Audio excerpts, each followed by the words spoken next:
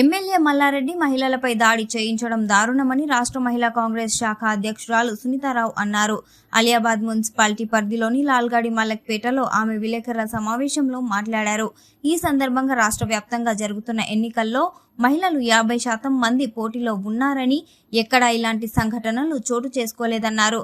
3 మహిళలపై 50 మంది గుండాలు దాడి చేయడం హేయమైన చర్య అని తెలిపారు. పోలీసులను కూడా ఇరు వర్గాల తరఫున ఫిర్యాదులు ఎలా తీసుకుంటారని అన్నారు.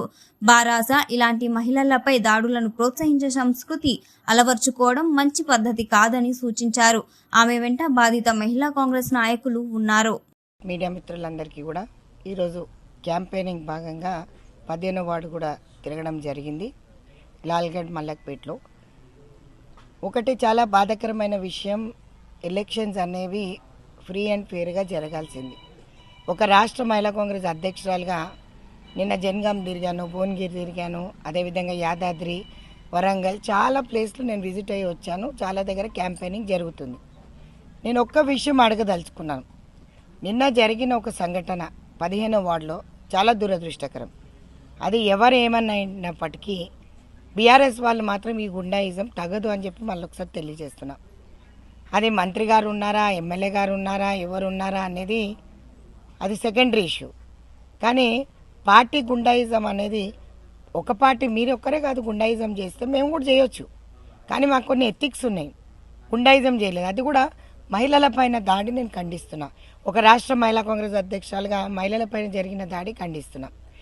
వీళ్ళిద్దరిని కూడా ఇప్పుడు ఈ విధంగా మీరు ఒకసారి చూసినట్టయితే ఏ విధంగా కొట్టారో చూడండి. 3 అది కూడా మహిళలని. మీరు మగవాళ్ళని ఎవరైనా కొట్టుకుంటే అది వేరే విధంగా ఉంటుంది. ఆడవాళ్ళని కొట్టడం ఏంటి?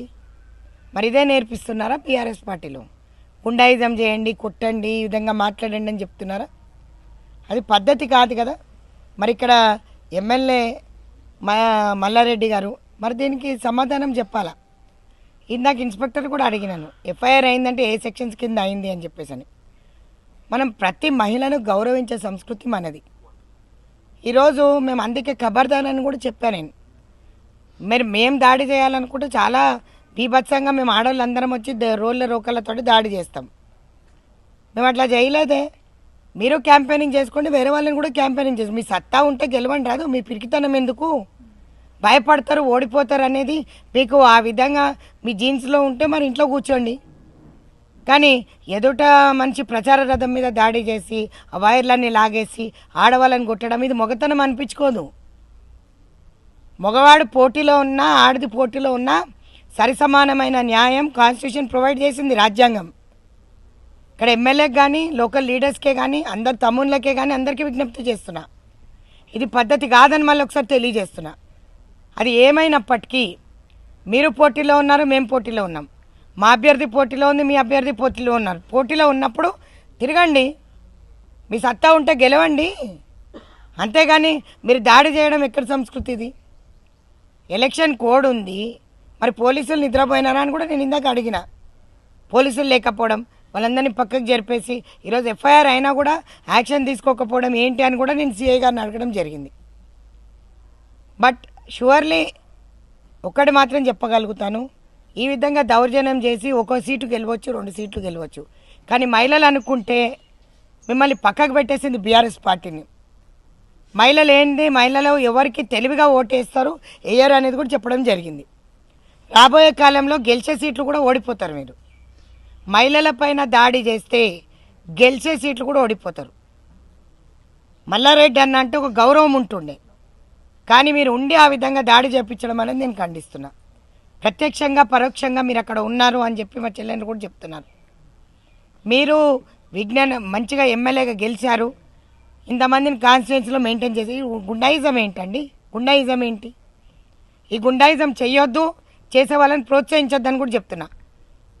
మీరు రాబోయే కాలంలో మహిళలపైన దాడి చేస్తే మల్లారెడ్డి గారు మీకు కూడా ఇదే పరిస్థితి వస్తుంది, ఓడిపోతారు.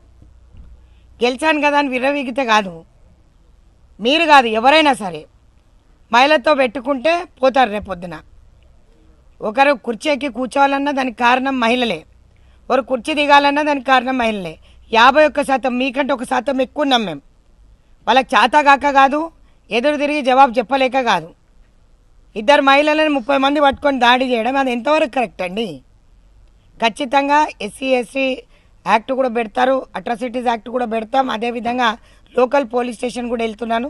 వెళ్ళి నేను ఖచ్చితంగా ఇప్పుడు సిఐ గారితో కూడా కలుస్తాను, మాట్లాడతాను. యాక్షన్ ఎందుకు తీసుకోరండి?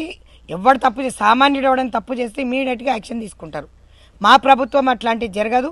ఖచ్చితంగా యాక్షన్ తీసుకోవాల్సిందే, దాని రిజల్ట్ ఏందో చెప్పాల్సిందే. రాబోయే కాలంలో ఎలక్షన్స్ కూడా ఫ్రీ అండ్ ఫెయిర్గా జరగాలి. పోలీస్ వాళ్ళు కూడా మరి చూస్తుండాలి. ఇంటెలిజెన్స్